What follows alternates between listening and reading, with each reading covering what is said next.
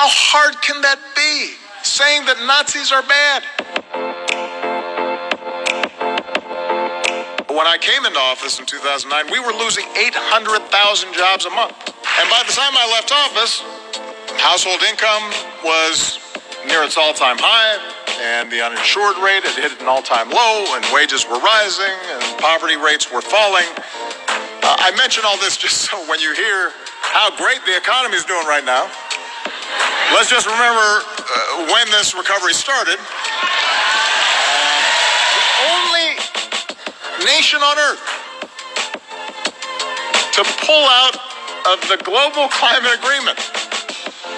It's not North Korea, it's not Syria, it's not Russia or Saudi Arabia.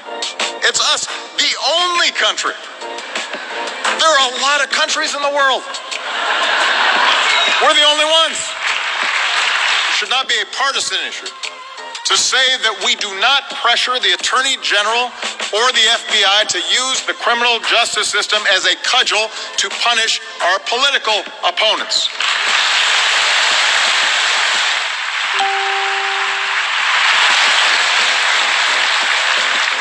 Or to explicitly call on the Attorney General to protect members of our own party from prosecution because an election happens to be coming up.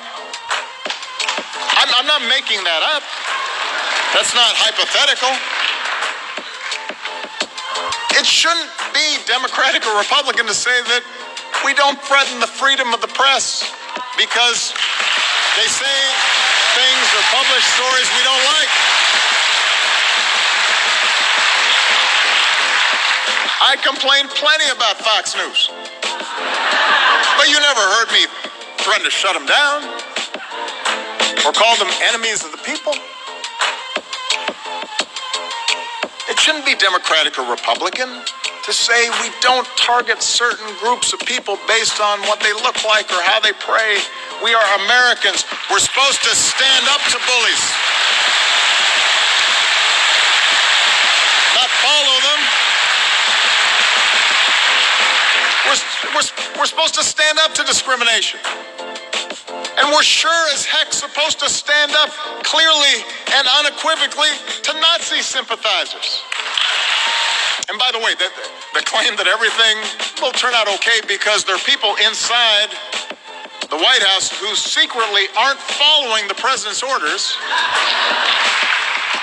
they're not doing us a service by actively promoting 90% of the crazy stuff that's coming out of this White House and then saying, don't worry, we're preventing the other 10%.